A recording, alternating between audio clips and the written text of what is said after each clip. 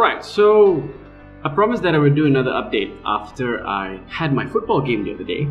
If you guys watched the earlier video, I did do a slight overview of my brand new, although slightly behind the times, Mizuno Wave Ignitus 3. And yeah, we had a game on Sunday. Didn't play particularly well. No fault of the boot, of course. That was down to me and my utter lack of fitness.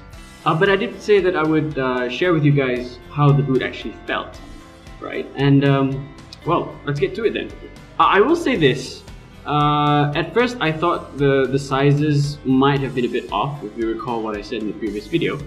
But actually, once I actually got to grips with the boot and actually started playing, it was... how do I describe this? It was amazing. It felt like I was wearing my old Predators, which I had last worn like about 10 years ago. And you know, we were doing some practice free kicks and practice corners before the game. And immediately my manager and captain saw that I was doing quite well with them and immediately said, okay, you know what, you're taking all the set pieces.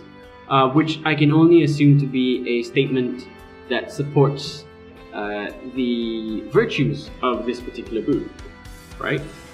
The upper was great, there was some great feel, great contact and all that. But if I do have a criticism, because we were playing on artificial grass, that the stud pattern, right, which is actually quite aggressive as you'll see here, is actually not very well suited to artificial grass because of the shapes of the studs, these L's and all that. They tended to make movement slightly heavier than expected because they would get caught up in the patterns. Now this might be a danger if we were playing in a probably more competitive setting or in a league, because the danger then is that your foot will get caught in the grass and you won't be able to put it out of the way if somebody challenges you. Right, but other than that, I actually have no criticism whatsoever. The weight was fine. You know, it didn't feel too heavy when actually moving about with the boot and actually kicking. And the quality of the upper was very pronounced, especially when we did actually have opportunities for set pieces and I was like chucking it in corners and taking free kicks and whatnot. Right. So again, the only criticism I have of this is the stud pattern. The weight's fine. The feel's great. And yeah, I would totally... We've got another game on Sunday, so I'm definitely going to be using these because my new boots are not here yet. And, well, we'll have to see how those boots match out. I'll probably only be able to see them after Raya, right, and use them after Hari Raya. And then I'll have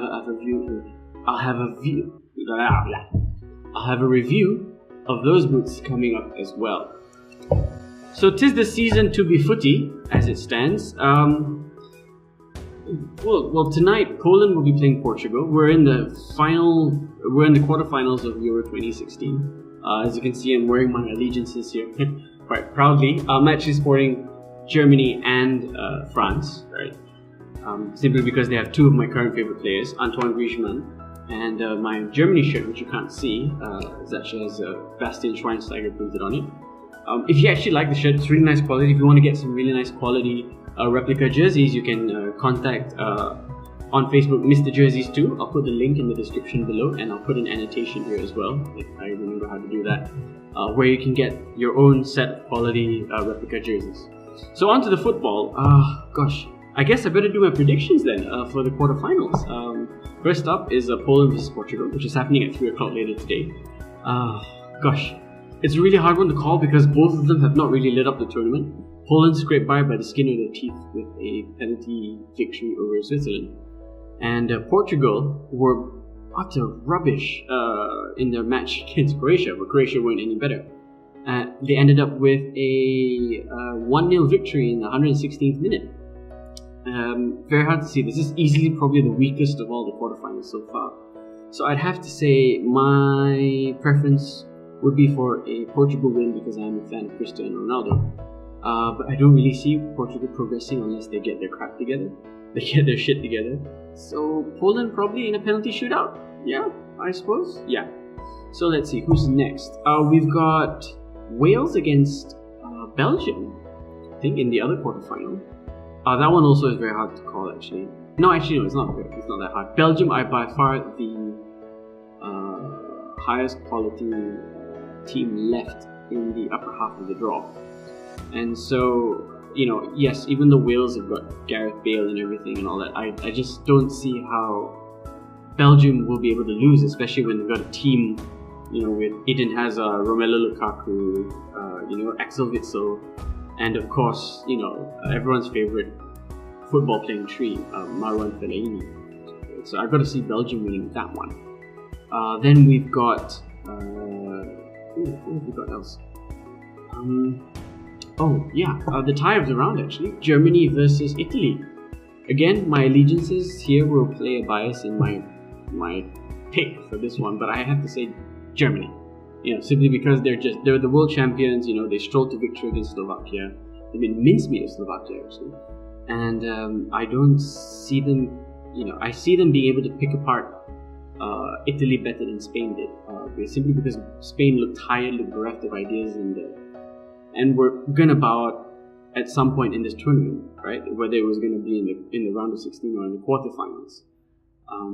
So yeah, that's how I see that one shaping up. And gosh, who for the life of me is in the last slot of the goodness? Let me just quickly do a Google search here while everybody, talk amongst yourselves while we're at it. Yeah. Okay. Yes. France versus Iceland. Ooh. Okay. Do I even need to say who? I think isn't it pretty obvious? It's gonna be. It's gonna be France, right? I mean, surely there's no argument there whatsoever that France are gonna progress. Right? I'm not entirely sure. I don't know. We'll see. We'll see how it goes. But as it stands right now, Iceland, the fairy tale of the tournament, and by far the tournament's biggest surprise package. They utterly deserved their victory over England. England was shite, and deserved to be knocked out. And I think the experiment of having Wayne Rooney in midfield can be stopped right now. Before it does further damage to the reputation of a player who, while not being the greatest English player ever produced, certainly is one of its most hardworking and talented ones that it's ever produced. So we'll have to see how that goes. Oh gosh, so that's it for my predictions really for Euro 2016. We've got it. Football-wise, we've got another game coming up on Sunday. Hari Raya is going to be soon, so Selamat Hari Raya to everybody out there, whoever's celebrating. Maaf Zahir dan Batin.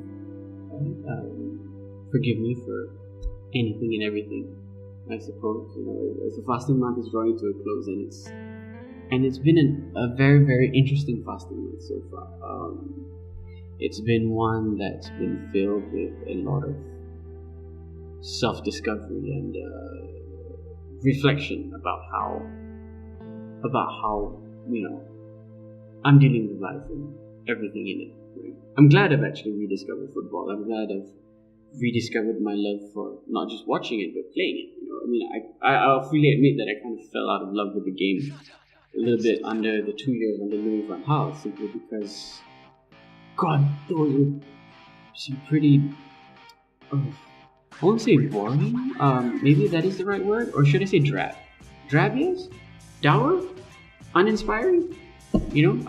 Boring implies that, I would fall asleep during the games, which I wouldn't. I wouldn't fall asleep in games. I would actually be, hoping for something to happen, and it's, as they say, it's the hope that kills you. Whew, gosh, wow.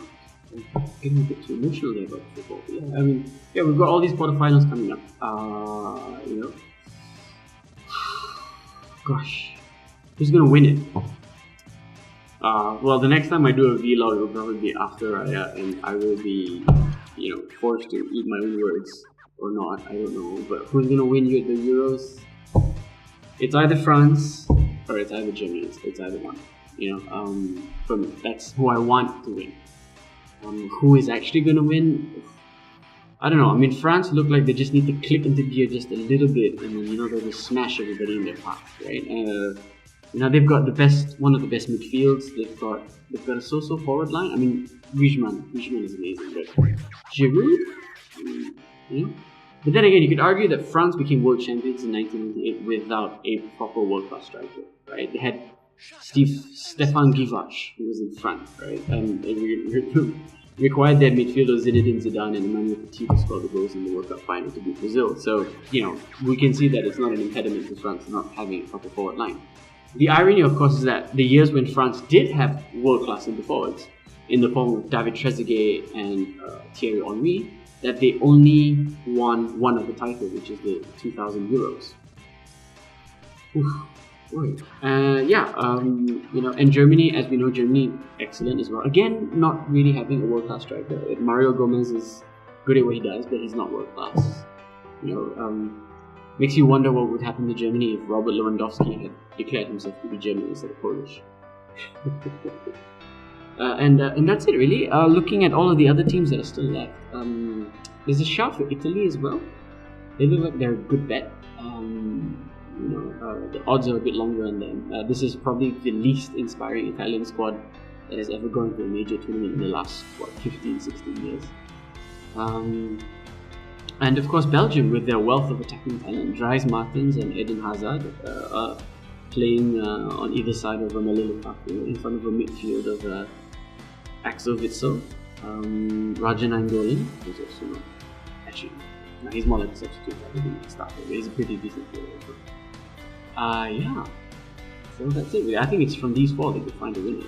I don't think Portugal will get past Poland. I want them to. I really want them to. I'm a huge fan of Cristiano Ronaldo. But I don't see Wales overcoming Belgium at all. I see France and Germany meeting in the semi-final, right? And I see Germany winning the whole thing with France a very good second. That's how it is. That's how it looks to me. So I don't know, if you have any thoughts or comments about my Euro 2016 predictions, sure, stick them in the comments and I'll see if I respond to them or not. Let me know, who do you think is going to win? And of course, once I'm done with these groups, why don't you recommend me a player group that I should get instead? So yeah, that's it from me. Peace out.